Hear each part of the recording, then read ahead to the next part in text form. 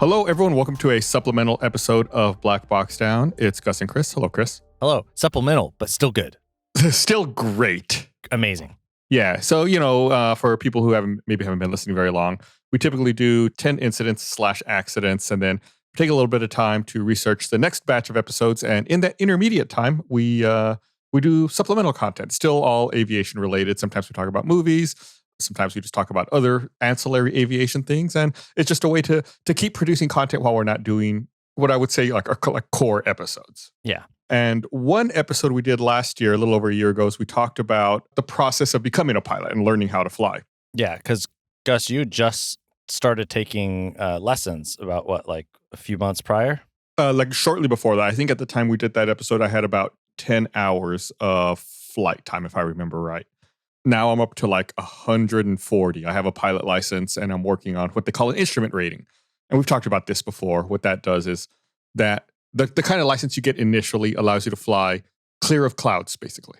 You're spoiling some of the questions I have. Okay. Well, I'm just trying to give. You're right. I'm just trying to give an overview, but you're right. Well, in that case, what questions do you have, Chris? Wait, but before we do that, because what we're gonna do is we're gonna talk with Gus about how it's been going through lessons and what he's about to do since then. But be sure to check out our merch. It's holidays time. It's a great gift stuff. There's probably some really good sales going on right now, and if not, it's a really good gifts regardless. Yeah, we got shirts, mugs, stickers. We also have our premium memberships, which you can find out more information about at blackboxdownpod.com, or you can look on Apple Podcasts or Spotify for more information on that. You get episodes early and ad free, but of course that's on top of merchandise, which is all great. I love all of the merch that we have. We have fun merch that's the Bad Attitude shirt, which is a plane flying upside down with a frowny face. Your bad attitude has upset me. Yeah. Yeah. Then we also have more just cool schematics and things of planes. And I wore one of those shirts when I took my test to get my pilot license. I wore your bad attitude has upset me with the upside down attitude indicator. Yeah. Please consider getting some merch for you or a friend or loved one. And you can find that information in our link tree, or you can go to store.roosterteeth.com, and there's a section under podcasts for Black Box Down there. Yeah. Anyway, on with the show. So you had 10 hours to 150, right? Yeah. So I think I had about 10 hours when we did the previous episode. Now I'm about 140 hours or so in at this point. Okay. So what would you say is from the initial, I'm in a plane, I'm working on it, to actually getting more confident? What were the steps like? Any big milestones or things that you're stuck out to you in that? Because how many hours was it to take your lesson, your test? So everyone's different, right? Some people do it really fast, some people do it slow, and it can take a long time to schedule your test as well. So I'm giving all these caveats just to kind of give background. And I had scheduled my test initially at one time, but due to a mechanical problem on the plane I was going to take my test in, I wasn't able to take the test and I had to reschedule it. So I got delayed a few months because of problems like that. Oh. I think when I finally took my test and received my certificate, I was at about 90 hours or so. Okay.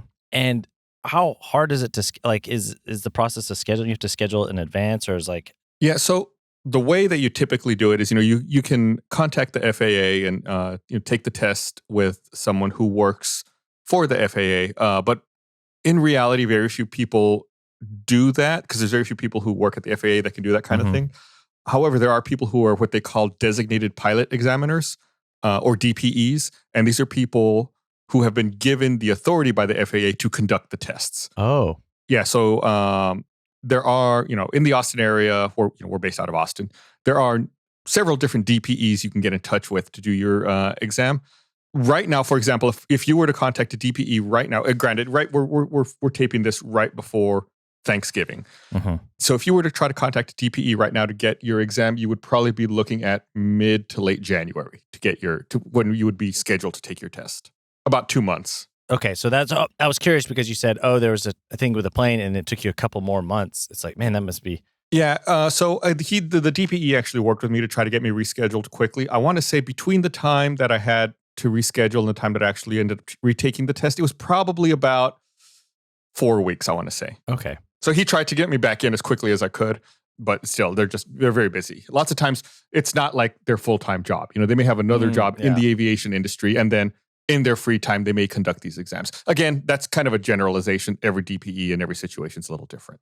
And I'm sorry, PLA, pilots love acronyms. That's why I had DPE. Like, I'm going to try to do my best to not over acronym this episode.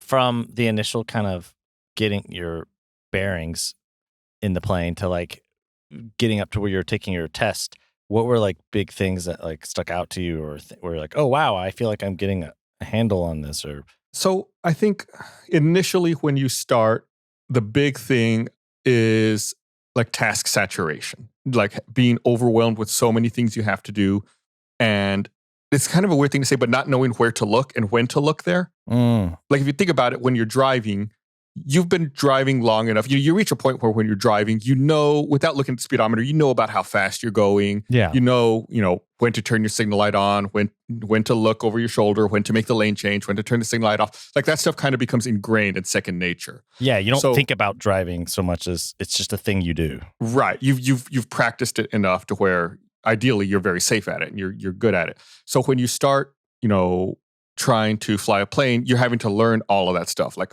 when do I need to accelerate? When do I need to decelerate? When do I need to look at my instruments? When do I need to be looking over here? It's a lot of like, when do I need to be talking on the radio? When do I need to change my frequency? What is the next frequency? Like, you have to memorize a lot of things.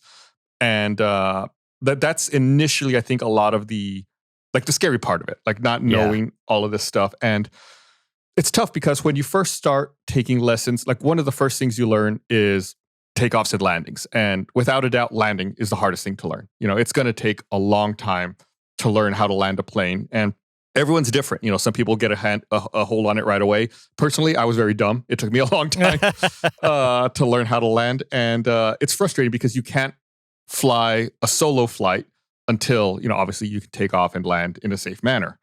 So I think that's like the first big milestone is, being able to solo. And the first time you do that, typically the way it works in most places is, your instructor will think you're ready. Then, you'll go up in a regular lesson a couple times and, take off and land. Jumps out.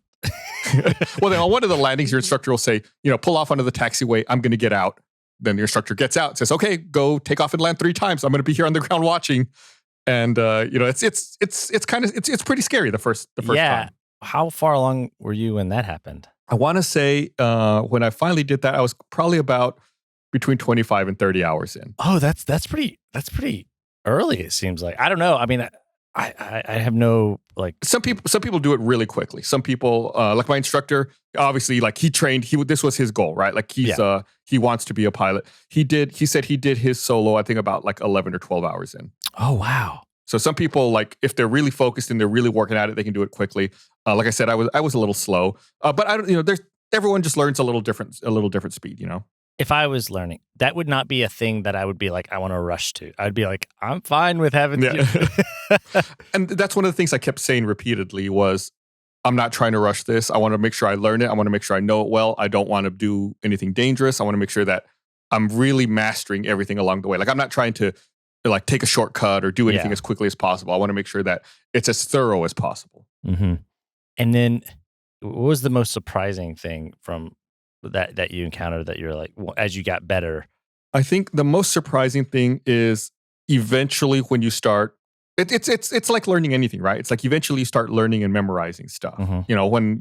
When I first started, I trained out of Austin Bergstrom, which is like the airport for Austin. So there's lots of, big commercial flights taking off and landing all the time.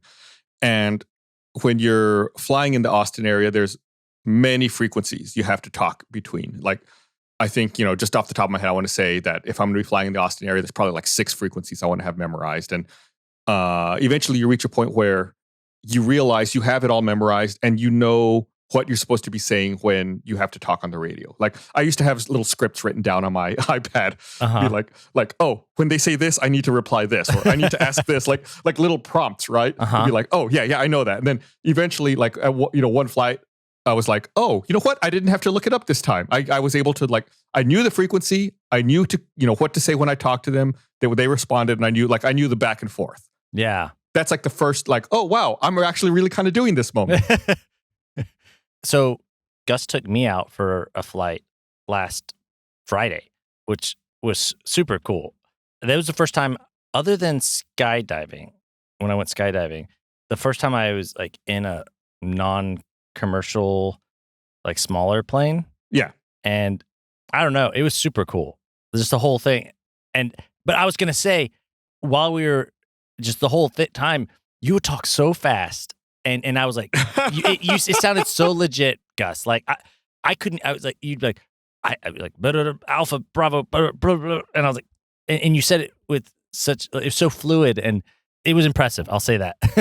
Well, if you think about it, like if you think about talking to air traffic controller using the radio, it's like, using a walkie-talkie, right? If one person's talking, that means nobody else can be talking at that moment. So the goal here, when you're talking to Austin, the Austin Tower, is to convey the information as quickly and clearly as possible. Mm-hmm. Because if I end up stumbling or taking my time or going slow, then someone else might need to talk. And they have to wait for us to finish our conversation before they can jump in. And in fact, you saw that firsthand. Remember after we landed in Austin, I was like, I needed to tell them we were ready to taxi, but it's like, so many flights were talking. Some people were like, like I really haven't slow. And you could probably see I was getting frustrated. There was like it must have been like 120 seconds almost, I feel like, of straight talking where we were just sitting there and you were waiting for a break. Yeah. So that's why you need to learn how to talk quickly and clearly. Now that's one of the advantages, in my opinion, of learning to fly at a busy airport like Austin. For example, you could take lessons there's a smaller airport in Austin called Executive. We flew by it. I pointed it out to you. Mm-hmm. You could take lessons out of Executive. You could take lessons out of like any small untowered airport in the area, but you don't learn to be as quick and on the spot with the radios, I think. And I think that's one of the benefits of learning at Austin is really learning the radio work and nailing it and being good with it. Yeah, well, and even just being able to like getting practice of maneuvering with so many planes in the sky and coming up and going. And it's like, it was intimidating for me, and I wasn't doing anything. Well, one of the things that I'm curious to ask you about this. Uh-huh. One of the things that I thought was neat when I first started flying, this process of getting a pilot license, was finally, when taking off and landing, being able to look out the front of the plane, looking out the front windshield. As a passenger in the back of the plane, all you ever get to look at is the side. Yeah. When you're landing and taking off. This time it's like, oh, you can see exactly where you're going, and you can see, the runway coming up to meet you and touching down and the other planes waiting. And that's one of my favorite things, actually, when I first started flying, was being able to, as you're coming into land, being able to see the runway, see the other planes waiting to go, and be like, oh, like this is, to me, that's really cool. That's a really cool point of view and a really cool perspective. Yeah, it was very cool. And it was weird too. I hadn't thought about the fact that I had never been in that position before. Even when I went skydiving, I wasn't in Yeah. And I was also way preoccupied with the fact that I was jumping out of a plane. But yeah, I mean, and like I remember little things. Like I went to I don't know if I was taking a picture or video, and it's like you don't see the propellers at all because they're moving so fast. Yeah. But then whenever I held my phone up to it, because of like the refresh rate and stuff, all of a sudden you could see the propellers like, Yeah. Little things like that. And also, another thing that was weird to me was when you're like taking off, all you see is sky, which is kind of scary, right? Like, yeah, because you're just your angle is up so that like you feel like you want to look you want to see like almost the ground. I don't know, but you're just all you see is just like going up. I actually that's a good segue to talk about something. So when you and I went up, Chris, it was a cooler day. The temperature was cooler, and then I pointed out, we were cruising at we were like at 4,000 feet or so. It was like 38 degrees outside at that altitude. When you fly in the planes perform very differently in warm weather versus cold weather. And when we went, like I said, it was a cool day, so the performance was very enhanced on that plane. A good way to think about it is like the air is more dense. There's more air molecules for the propeller to bite into. There's more air for the wing, for the wing to generate lift with. Uh-huh. So you're able to climb at a much greater rate than you could normally, like in the summer. In Austin, it's it gets pretty hot. So climb performance is significantly affected. So when you and I flew the other day and we were taking off from Austin, our climb rate, we were flying the Cessna 172. We were climbing at probably like between 1,200 to 1,400 feet a minute, which is pretty aggressive for a plane like that. In the summer, when it's really hot here, heat of the day, if we were flying at that same time, like in August, at that same time of day, I would probably expect us to get 700 feet a minute of climb performance.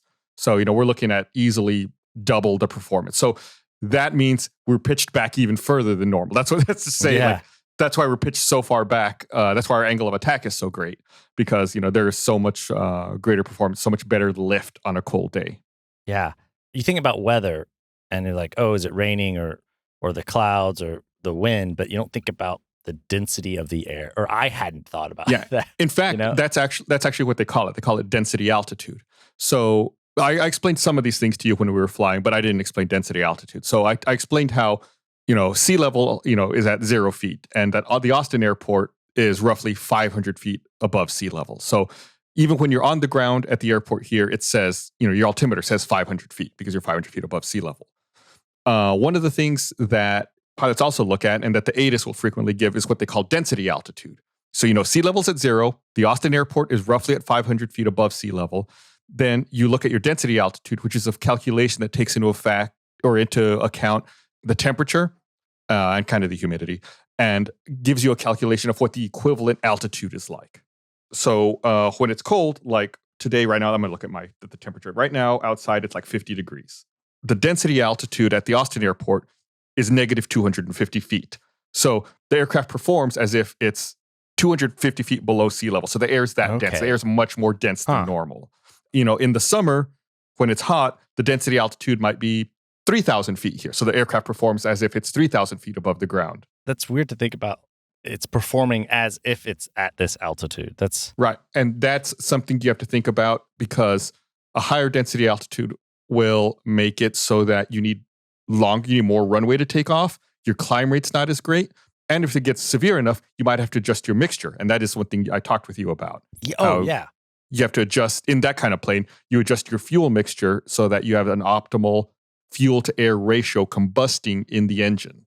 Yeah. That was one thing I was surprised, or I don't know, surprised is the right word, but how much you were paying attention to, just like adjusting how much fuel is in the plane, like at any given time. I guess not in the plane, but in the engine.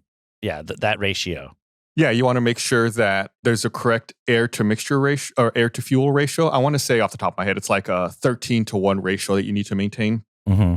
And there's several different ways you can tell it, but the primary way, well, I don't want to get too technical here, but one of the ways you can do it is by monitoring the temperature in your cylinders. And so it's like you keep an eye on that and make sure you keep it within an acceptable range, because too much, fuel helps to kind of cool the cylinders as well. Remember, because they're firing all the time. They're creating little explosions. That's that's how engines work. So it's like if you have too little fuel, there's not enough cooling going on. The temperature goes up. If you have too much fuel, the temperature goes down a little further. So you kind of find a sweet spot that you want to have your fuel mixture at. One thing, and might be a little of a tangent, but that was the first time I was on a private section of an airport, if that makes sense. Yeah, like they call them FBOs, fixed base operators. Yeah. But yeah, like where people go, like private jets pull up, and that's where where rich people go to the airport instead of the terminal like the rest of us. That was a new experience for me. It's like going inside. It was basically kind of like going into like a mini baby airport that was like a big, lobby and stuff. But then we like immediately walked onto where all the planes are. We're just like there. But it's all, smaller planes. And then we walked around into the different areas, but then just that process of like, oh yeah, this is what it's like. You just kind of walk right into the plane, or walk up to it, and there's not like security, Yeah, it's so it's kind of a misnomer, right? Like it appears that there's no security, but the reason for that is that they've already vetted me. And I'm in the system, like, I'm sure you noticed when we walked in, we walked up to the desk and I was like, hey, they recognize me. I fly there a lot. And I was like, yeah, I'm going down to, where the plane rentals are, is my passenger. And they've already done, when I started the process of becoming a pilot, they scan my passport, they do the check on me, and they kind of make sure I'm okay to go through. And so when you went through as my passenger, I kind of vouch for you, like he's also okay. And it's not like we're getting on a big commercial plane with hundreds of people. It's like we're going to go get in the plane, just the two of us, Yeah. and putz around. So And that's why we were coming right back, like we weren't going. Yeah. But that's definitely worth pointing out. But it was still like just an interesting experience of like going to get on a plane and just kind of like walking. Yeah, we didn't have through. to take our shoes off. We didn't have to like pull your liquids out. It's like, hey, it's me. You going down there? Yeah, I'm going down. Okay, and then like they just hit a button and the door opens for us. Which I guess is like that's one of the benefits of like rich people like having flying private planes and stuff is you get that expedited process. The plane doesn't leave without you if you're late. Yeah.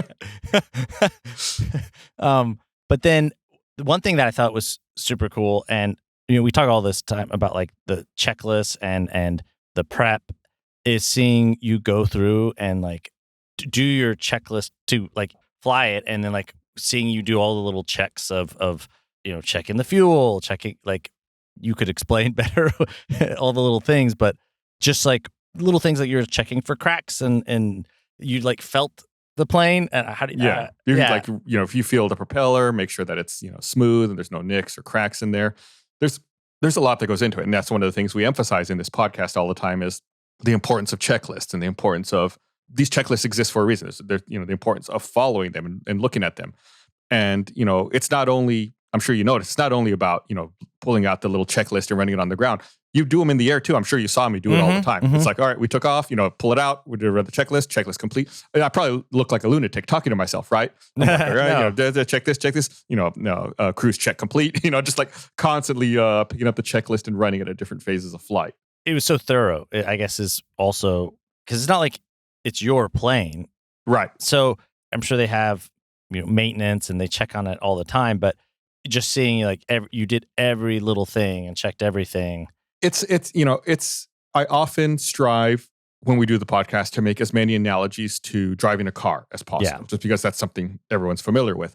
And it's not, in this case, it's not like driving a car because if a light comes on or something goes wrong, you can't just pull over to the shoulder or pull off the road and figure out what's going on. You're like that's impossible. Yeah. So you need, if there's anything wrong or anything out of the ordinary, you need to find it on the ground before you get started. Yeah, and I think I said something similar. Like I couldn't imagine doing this every time I drive my car, like because it's like checking the oil. It's like from beginning to end. I know we were also you're explaining things to me, so it probably took longer than it might. But like how just from walking out, assuming everything is copacetic, how long would that take? A typical pre-flight, might take me 10 minutes. It's not super fast, but it's not like super long either. You want to make sure you're thorough and that everything's okay. Yeah, and it was probably double that because you were like explaining everything and I was asking questions. But it's just like when you think about you going into a car and like you don't check anything, you just get in. Yeah, no, you definitely have to check a lot.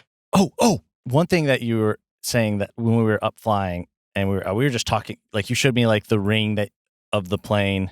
Like how far we could glide if the engine just shut off, right? Which I thought was super cool. And then you'd be like, oh, now when we were coming back, we were higher, so like now the ring is bigger. Like we could glide further, which I thought was super cool. Just like just seeing everything in action. But like one thing you're saying that while you're training is like, they would just like your instructor would just shut the engine off and be like, okay, what do you do? Right. Without saying anything. It wouldn't be like, okay, now we're going to do the shut the engine off test. Right. Initially, when you start, they will say that. Like, if you lost your engine right now, what do you do? And the engine's still on. Like, you go through it. But then as the training progresses, they will just pull the throttle to idle and be like, oops, your engine died. And it's like, you gotta figure it out. So it's a matter of learning to deal with that very quickly. In that case, there's another acronym you learn for that. The acronym I was taught was ABCD. It's airspeed. You pitch for best glide airspeed in the plane we're in. It's about 68 knots. B, identify the best field to land. So it's like pitch for glide speed. Where are you going to land? Run your checklist. That's C. Then D, declare emergency. Squawk 7700, and then tell air traffic controller the emergency frequency that you're having an emergency and where you're going down. And you have to do all of that in about 3 seconds. By the way, like it took me longer to explain it than you actually have to do it. That's funny. That's crazy in that short of a time. Yeah. So I know that I asked you to show up early before the time that I wanted us to take off because one, I knew we needed to do the pre-flight, But 2, I also wanted you to see what it was like to call the weather briefer. Oh, yeah. Yeah. Right. So it's like anytime that I'm going to fly, I want to talk to the weather briefer. So like in the app and in the flight stuff I have, like I can see the weather and, you kind of have an idea of what's going to happen and what the weather's like in the area. But there's a service you can contact. You can file for a weather briefing online. I didn't show you that. I kind of showed you that, but not as in depth. But then there's a service you can call to talk to an actual pilot meteorologist and discuss the weather, where you are along your flight path, how the weather's going to change, what the winds are. That way you can be sure and safe that everything's going to be okay. Because on the day we flew, it was kind of overcast. The clouds were higher than we were flying, but it was also a little misty. Yeah. I was worried that we wouldn't fly when I was driving there. I was like, uh-oh. Yeah, the weather didn't seem that bad. The rain was very, very light and very scattered. So, just to be safe, we called the weather briefer and talked to him, and he kind of he said the exact same thing. It's going to be super sporadic and light, and we barely encountered anything. I think when we first left Austin, we encountered a little bit of a drizzle for like a minute, and then it went away, and that's it. So like that's another like layer of safety. You look at your weather, you call and actually talk to someone about the specific route you're taking and where you're going. And they tell you, what's going on along that route.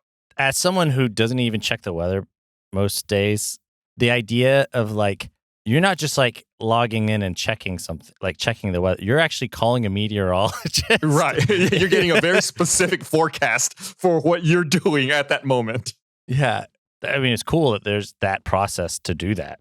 Yeah. And again, it's all geared towards safety and making sure everything's okay. And, in an airline, they don't do that, but that's because they have their own people internally that do that. The pilots will be handed a weather briefing, but the airline generates that and gives it to them. The pilots themselves don't actually have to call and request a weather briefing. And I think we've talked about that, in some episodes where pilots are given old weather briefings and the weather has changed. It's all a very similar system. And, when you're flying on a big passenger plane, there's, people dedicated specifically to doing that and handing off that information to the pilots. This episode's sponsored by BetterHelp. Wouldn't it be nice if life came with a step-by-step guide on how to navigate complex situations? If that were the case, things like first dates, new jobs, becoming a parent, or any other stressful situation would be a breeze.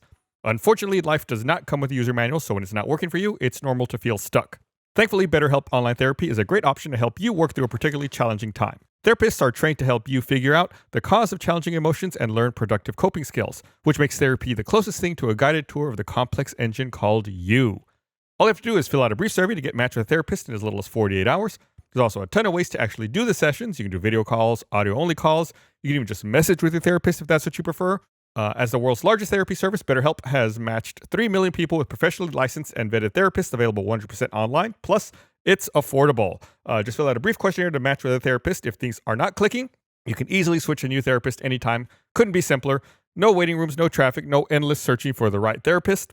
Learn more, save 10% off your first month at betterhelp.com/blackboxdown. That's betterhelp, HELP.com/blackboxdown. Do you know how much your subscriptions really cost? Most Americans think they spend around $80 a month on subscriptions when the actual total is closer to $200, and 80% of people have subscriptions they forgot about. I know I've forgotten about a subscription a time or two until I see that dreaded charge on my credit card for something I know I haven't been using. Who knows? Maybe it's for an unused Amazon Prime account or a Hulu account that never gets streamed. Regardless of what the subscription is, you could be wasting hundreds of dollars each month on subscriptions you don't even know about. Thankfully, there's an app I love that's taking care of that for me. It's called Rocket Money. It's formerly known as Truebill. The app shows you all your subscriptions in one place and cancels for you whatever you don't still want. It's seriously that easy. Rocket Money can even find subscriptions you didn't know you were paying for, or you might even find out you've been double charged for a subscription. So to cancel a subscription, all you do is press cancel. Rocket Money takes care of the rest. So get rid of useless subscriptions with Rocket Money now. Go to rocketmoney.com/blackboxdown. Seriously, you could be saving hundreds a year. That's rocketmoney.com/blackboxdown. Cancel unnecessary subscriptions right now at rocketmoney.com/blackboxdown. That's rocketmoney.com/blackboxdown. When you're training, at what point was it like, okay, I'm ready? Or did your instructor say, I think you're ready? Or like you say, like it takes, different times for different people, how often they're flying. And, there's a lot of variables, but like, what was that for you? Where you're like, you should take the test now. So, when you're training, before you can even take like the test to get your certificate, you have to take an FAA written knowledge test. So it's like, that's one of the steps, you fly, you solo, then after you solo flight, it's not a hard fast roll, but the way it worked for me is after I did my solo flight, Then I studied for an FAA knowledge test. You go and you take this test, and then if you pass it, that's like your next step. Then you keep training, you fulfill all your requirements, and then you take your test for your license. So I think I felt pretty confident knowledge-wise after I took the knowledge test, the written test. It was just a matter of like the actual practice and the actual physically learning, like the muscle memory almost, how to get everything done. And the interesting thing about that is after you take your written test, it's still, for me, it was still quite a bit of time before I took my pilot license, but my test for my pilot license. When you take your written test, they give you your score and they give you like a little report card with it. And it basically it has like codes on it. And those codes they basically detail what questions you missed. So when you go to take your pilot exam, you have to hand them that test, like that report card, and they know what questions you missed, and they're going to grill you on those. Yeah. So they have like, thank you for your weaknesses. Now I'm going to. Like, we're going to make sure you really understand this. And it's like they're going to make sure they spend extra time talking about those topics. Which is funny because I feel like a lot of times in school, and this varies depending upon the class, less so probably with math than maybe say like history or something. You'll take a test on something, and the things that you miss, you're like, oh well, but they don't follow up on it a lot of times. You just move on to the next thing. You don't have to. You're not backwards accountable. Right. No, not here. They're definitely going to ask you about it. They're going to make sure. So that's why you kind of want to make sure you know your stuff before you even take the FAA written test. So you're not going to just like barely pass. You want to make sure you're going to pass like with authority. Like you really know it. So it's like you take, I have books that help me prepare for it. I like an app on my phone that would like give me example questions. Like I really wanted to know. God, off the top of my head, I don't remember. I want to say I got like a 93 on it. Mm-hmm. I don't remember. So, and when the follow-up questions weren't that bad, by the time I went to take my pilot license test. Just the idea of taking a test it's been so long. Chris, I'd forgotten how to study. That was the weird thing to me was like using study aids and reading a book and like trying to be like, I need to remember this information. It had been a long time since like I took a test. That was the weird part to me. Yeah. And I was just, while we were talking about this, like thinking about taking even my driving test. That was so long ago. I remember being nervous and doing it, but like, and that's way less pressure. But just the idea of like moving a big vehicle and being judged on it, it's like, it's kind of scary. Yeah, absolutely. Yeah, it's funny. I remember taking driver's ed. I don't remember taking my driving test itself though. Was there a point where your instructor was like, I think you're ready, or did you say you were ready, or was it just kind of Yeah, he told me. So then after, I did the knowledge test, we got to a point where I did enough landing. So like I said, the first thing you learn is like takeoff and landing. You have to do all this knowledge test stuff. And then there are specific maneuvers you need to learn how to do. When you take your pilot license test, you must demonstrate those maneuvers to the exam giver. So when you take your test to get your license, first you go through what they call the oral portion, and you sit down with the examiner for a couple hours. I think mine was about 2 hours. Oh, wow. Yeah, he just grills you. Questions about, what does this mean? What does that mean? Hypothetical scenarios. Explain this law. Explain that law. And when the oral test is done, then it's like, okay, well, let's go fly. Then you go out, and then the examiner will watch you pre-flight the plane. Then he'll tell you, all right, before, like the day before, he sent me an email that was like, plan a flight from this airport to this airport. So he'll watch you pre-flight the plane. We're like, all right, let's go. Let's take off on the route that you planned. And then he'll watch you. And then as you're flying, he'll ask you questions. Then, when that's done, he'll be like, okay, now it's time to go demonstrate the maneuvers. And then you have to demonstrate the maneuvers that are required to within certain specifications. And then, if you do all that, fine, then you land and you're like, all right, congratulations, you're a pilot. Are there any like surprises, I guess, like where he's like trying to catch you off guard? Like again, like as an example, when your instructor would be like, oh, the engine died. So those are part of the things you need to learn. So it's not as dramatic, but for example, like I said, the exam giver will say, plan a flight from point A to point B. Then as you're executing that flight from point A to point B, partway through, he'll say, uh-oh, your passenger's having a heart attack. What are you going to do? Oh my God. Yeah, it's like, oh, then you need to show, like, we're going to divert. We're going to land at this airport. And then, you'll do that, divert and land at that airport and take off again. And as you're flying, he'll say, uh-oh, your engine's on fire. What are you going to do? Like it's like that. Okay. And it's like, okay, then you simulate like engine fire and you go through the procedure. So yeah, they definitely do test you on those things. Yeah, but you kind of know what roughly? Yeah, there's a document. They call it the ACS. It's the Airman Certification Standards, and that's what you're graded against. It's like the ACS outlines all of the maneuvers you need to do and what the tolerances for those maneuvers are. Some DPEs may not test you on every single one, but you need to be prepared to demonstrate every single thing in the ACS. And that being said, I really want to add a real big asterisk there. They are supposed to test you on every single one. I tested on every single one. I have heard stories where some DPEs do not test on all of them. That was not the case in my exam. I had to do everything. And I would assume, and I might be wrong, you have to pass every single one of them. It's not like, oh, you didn't do that, but you average. Like, it's not like a test where, if you get a 70 or higher, you pass. I imagine you have to do all of the things to a certain level of passing, and if you fail one of them, then it's like, oh, you can't pass the test as a whole. Is that? You are entirely correct, Chris. Yes. So on the oral portion, of course, like I don't know what the threshold there is. You're supposed to be able to answer everything. I don't want to brag, but I was able to. So I don't know what it's like if you're not able to answer something. But yeah, definitely on the flying portion. If you mess up a maneuver, or like if you do, there are no do-overs. If you mess it up, it's instantly, okay, that's the end of the test. Let's head back to the airport. Oh, man, that's scary. Yeah, so it's like, it's not just like, oh, you did good enough. So like some of the maneuvers, like for example, I'll name one off the top of my head. Like for example, you have to demonstrate steep turns. It's like you have to do a 45-degree banked turn, 360 degrees in one direction, level off, then do 360 degrees in the other direction.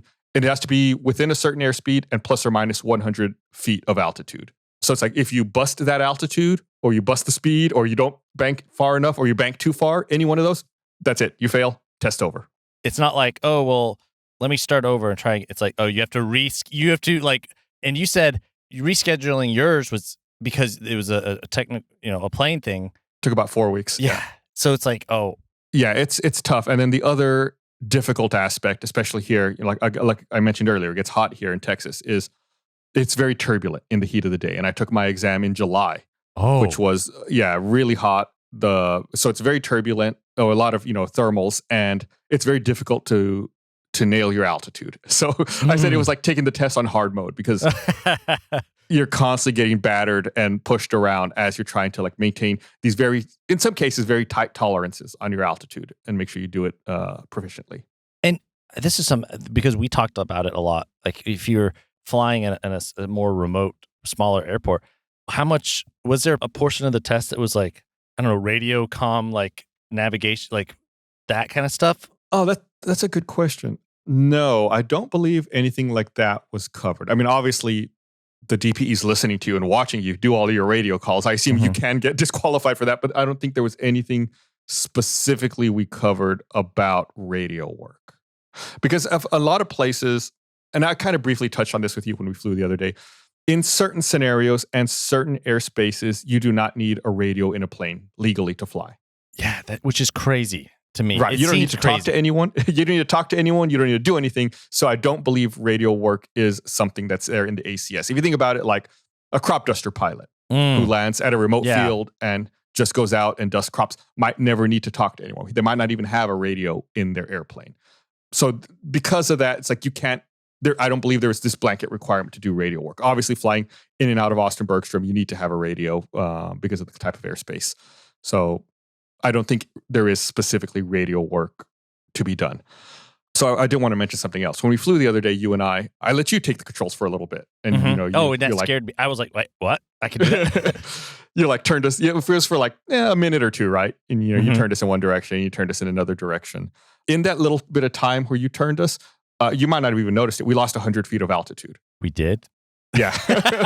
I did not notice that. Turning in one direction and turning the other direction. That I just want to emphasize like how tight the tolerances are for when you do get your pilot license. Like that was 100 feet. Like you're looking at busting your altitude already at that point.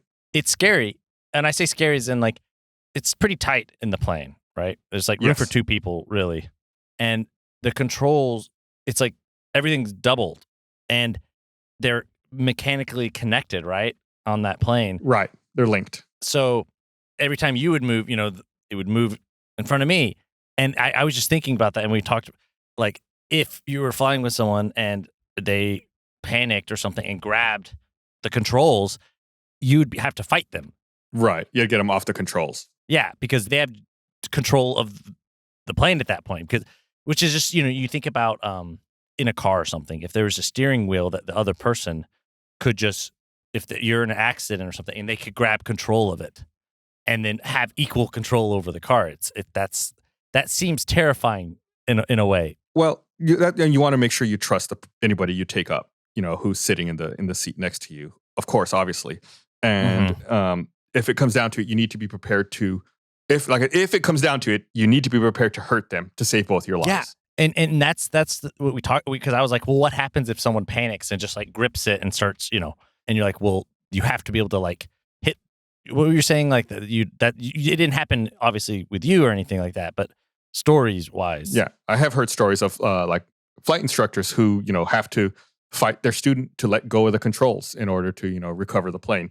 It's not like a common occurrence or anything, but it's something you think about, and it's something you have to be, not that I'm an instructor, but it's something you learn to be prepared for in case the passenger next to you wants to grab controls. Yeah, and it wouldn't even necessarily be someone trying to fly; it's just like someone panicking because for whatever reason you want to hold on to something and it's right there, or you want to feel like, I don't know.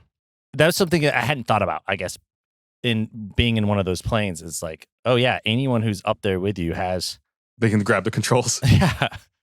Yeah. And then the other thing you want to, kind of tangentially related to that is the other thing you want to be careful, or not careful about. The other thing you want to prepare passengers for is if something does go wrong. Yeah, like that's so. I gave you a briefing, but it's like you want to tell them what to do without scaring them. Mm-hmm. It's like in the offhand chance that something goes wrong, like this is how you're going to get out of the plane. This is what you can do, and you're going to exit and go in that direction. Don't go in that direction. Like, does all that sound okay? It's, when you get on a commercial plane, the flight attendants give you the safety demonstration, tell you how the seatbelts work and everything. And if you're in exit row, then it's a little more. A little more, yeah. So it's like when there's no flight attendant, like you said, there's no space. It's up to me to tell you, how the seatbelt works, or how to adjust your air vent. Mm-hmm. How to get out of the plane if something goes wrong. Yeah. And to prepare you to tell you, that's one of the things I did. It's like, if something goes wrong and we don't have enough altitude, I'm going to land on that highway. And I pointed to you, we're going to land on that highway over there. If we have enough altitude, we're going to circle back and we're going to come to this runway over here. Yeah. And just like hearing, because you think about being on a plane, it's like, it's almost like that like regimented like safety protocol, but like also you going through it, like being like, hey, here's the exit strategy. Mm-hmm. Or not even strategy, the exit rules. Yeah. Like, so there's an acronym even I use for that. You didn't realize it because I didn't tell you at the time, but it's safety. Seatbelts, air vents, fire extinguisher, exits, talking, yes. Oh, yeah. You did all that. That's a great acronym. That one's easy to remember. Yep. So that's why it's like, I didn't pull out a checklist for that because I know mentally, this is the acronym I need to go through. And that's what we did. And that's the order we went through it. Yeah. Okay. I want to go back to, you get your license, right? What was the first thing you did after that? The first thing I did after that was I had to fly back to Austin, to Austin Bergstrom. So I took my test at another smaller airport in the Austin area. I couldn't take it at Bergstrom. So I had to fly the plane from Bergstrom to this other airport, took my test, and then I immediately had to fly the plane back to Austin Bergstrom. To get to that airport, did you fly did you fly the plane? I flew by myself. By that point, I could fly solo. Uh-huh. Like as a student pilot, I had a solo endorsement where I could fly by myself. You're not allowed to fly with passengers, but I was able to take the plane and fly solo to the other airport to prepare to take the test over there. Okay. After that, the first thing I did, I immediately continued lessons, Chris. I immediately, even though I have a license, so the kind of license I have currently allows for what we've talked about this before. It allows for VFR flight.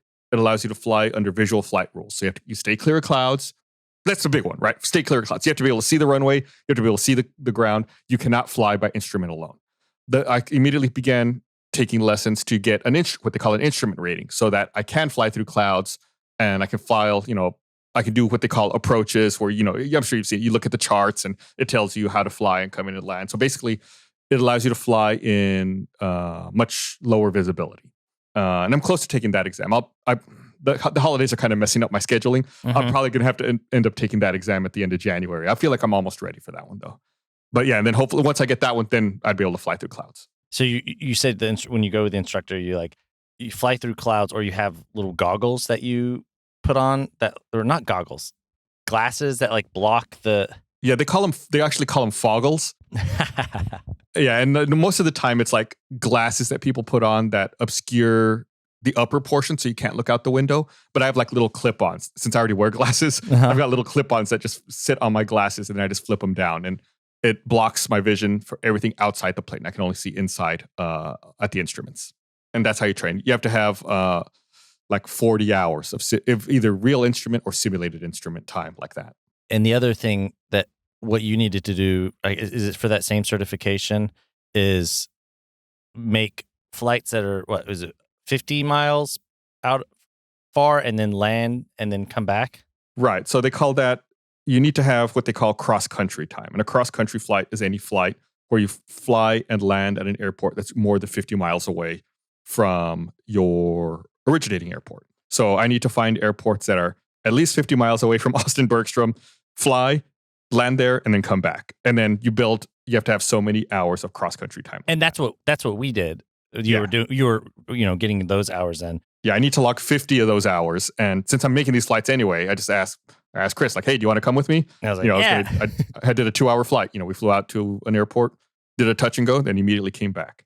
So the airport that you flew into was this, can you say what was the name of it? Yeah, it was Hearn. Hearn, which is out, I guess, towards like College Station. You're real close to College Station, yeah. And what was crazy to me about it was it's like a tiny little airport. I don't know if anyone was there. It seemed pretty empty, didn't it? Yeah, there was no other planes, no radio talk, nothing.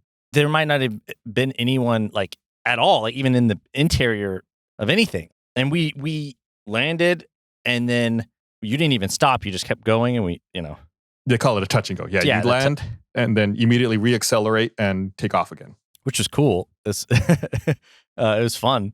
But yeah, it's just weird to me that it's like, oh yeah, here's this. There were so many more airports that I thought that I didn't realize how many there were. I was going to ask you about that because I kept pointing them out as you were flying. Like, oh look, there's a runway in an airport. There's a runway. There's a runway. Like as we're flying, just like I'm keeping mental track of airports because like in case the engine does go out, like oh where can we land? Like there's a runway there. There's a runway there.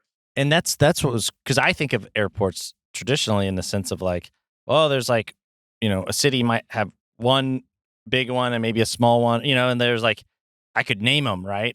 But there were so many little ones that in the area around Austin that I was like, what? There's an airport there? Well, why do they have an airport? And it's like all these you just don't even think about because it's not places that you might fly to if you're regional. But even then, a lot of those seemed like, who's flying to there? Like, why do they have why does that place have an airport? Like here in the Austin area, I bet you never even knew it, but Georgetown has an airport. Yeah, I didn't. That's a really busy airport. And that's just, I get it because Austin Bergstrom is kind of south. So yeah, and it's not like there's commercial, like you couldn't book a ticket to fly to the Georgetown airport, but there's flight schools. It's like where we went, private planes and private jets land there all the time. Yeah. That's one of the reasons I wanted to fly with. Like initially, I had hoped we were going to fly west. The weather was a little more marginal to the west that day, so I didn't want to end up going in that direction. At the last minute, we changed and flew east out to Hearn. I wanted to fly you to an airport that didn't have a tower and that was like basically, like you said, not really very busy. So you could see that, not all airports are like huge passenger terminals with big planes. There's tons of just small airports and that's the kind of airport you don't need a radio for. It's like you can just go in and land and do whatever you need to do and take off. There's like, we didn't see them because we just did a touch and go, but there's self-service pumps there. Like you could put your own gas in your plane there. Oh, and that was the thing was like we talked about. It's like, oh, does it like cost to land in an airport? Like do you have to pay? And you're like, well, some of them don't make you pay if you get gas. Yeah. And it's not really like paying to land. It's like paying to park is a better way to think of it. Yeah, I guess that was because I was like, yeah, if you landed and like went, stayed for the night, what would you have to rent a spot? Yeah. Or, if we landed there and it's like, we needed to go to the bathroom, we could probably just park it and run in, use the bathroom and leave. They probably wouldn't charge us for that. Oh, another thing that it was crazy.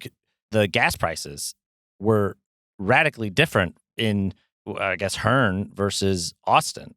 Yeah, and that's like in the app that I have that I use for like all the flight. You can look up the fuel prices. So, for example, I just looked. The fuel that we would use, 100 LL in Hearn, is $6.80 a gallon. But then here in Austin, the place where the flight school I go to gets their fuel, the fuel is $8.69 there. So it's $2.09 more. Yeah. The next building over from there, also at Austin Bergstrom, the gas there is $9.50. It's just weird to me to think about, like, you're driving in a car and you're like, oh, that place has cheap gas. It's like the idea that it's within airplanes, just even next door to each other is crazy. I don't know. It's just weird to think about, or you don't think about those things, or I didn't. Mm-hmm. Yeah, that's like one of the things that you do when you're planning these, cross-country flights. If you're actually going somewhere, is you might look at the multitude of airports along the way and try to figure out which one has the cheapest gas. Oh, I just looked over at Houston Intercontinental Airport. Uh-huh. You can get gas there for $6.06 right now. Dang. Maybe it's because Houston's a big gas. Big oil town. Yeah. And then for anyone who's interested or currently taking classes or is consider, do you have any advice? I think the best advice I would give to anyone who's listening, whether or not like you're taking any pilot lessons or whatnot, is if you're at all interested in aviation, I would highly recommend you find a flight school in your area and do what they call a discovery flight. It's like the introduction flight. It's like no obligation.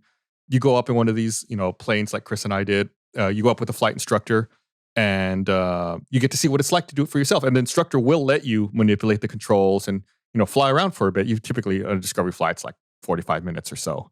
And it's a good way to gauge, if it's something you want to try to pursue. That's how I got started. That's how most people, when, you pursue a pilot license, that's what you do. You go take a discovery flight at a local school. And even if you decide it's not for you, I think it's a really cool experience to take a look at these things Chris was talking about. This is, you go through the same process. Yeah. I mean, I thought it was super. I mean, I don't have any plans to learn how to fly, but just like, especially after doing this podcast, and if you're listening to it, it's similar where it's a thing that's interesting, and like just seeing it in person and like kind of going through it was super cool. Very, very cool. Yeah. I think it's a unique look at the aviation industry. Even if you've been like a frequent flyer for many years, it's a totally different experience. And I went into this podcast knowing nothing about flying and still know very little, but like having purely just done podcast. And so if you listen to all the episodes or close to it, or, are listening, I was like, it was so cool to like see it in action, like to be there, be like, oh yeah, we talked about this. Oh yeah, I know, I know what that is. Yeah. Like I was surprised by like how a lot I didn't know. But I guess I could see things, recognize and like identify, and it was cool. Well, I think we pointed out, as we did the pre-flight and as we flew, I pointed out a lot of things that we talked about. Like, oh yeah, here are the flaps, here are the ailerons, here are, all these different parts. This needs to look like this needs to look like that. If you don't know any of that, taking a discovery flight, like an instructor will show you all of that stuff and help introduce you to that. Well, and even like things like when we were checking the fuel, because it was stored in both wings, and you checked them both for like see if water had gotten in and stuff, and then just like doing those little like checks and things that it's like there were so many things that you checked that I was like, oh, there's an episode. Yeah, there's a reason you check things. We did an episode on an incident that because of this thing that we're checking now went wrong, or it wasn't checked, or there was an issue, things like that. And I was like, just being able to identify. It's like I was just seeing all those little checks and seeing them. I'm like, yeah, they're all there for a reason. You know it. All right, but I think we should probably wrap. Man, this episode kind of flew through. We just like flew by just talking about these things. It went by real fast because I don't know. It was really interesting to do it. We could talk for another hour. Maybe we probably will. We will in the future. In the future, because you're continuing to learn, and yeah. Well, thanks for listening, everybody. Don't forget, like Chris said earlier, check out our merch at store.roosterteeth.com, or you can check it in our link tree. And we'll be back very soon with regular episodes. Yeah, and getting merch or doing our premium where you get early episodes, so that really helps us just make the show. And so if you're enjoying listening to it, it really helps, and we appreciate the support and great gifts for holiday. All right, well, thanks, everyone. Oh, one more thing. Oh, what? I was going to say, if you're cool with it, I took a couple pictures while we were flying and stuff. We'll post it on our social. Oh, yeah, we should totally do that. Yeah, Black Box Down Pod, Instagram, Facebook, Twitter, yep, all that. Yeah, so I'll post a couple photos of our little flight. That's a great idea. So check it out. Right. Bye. Bye.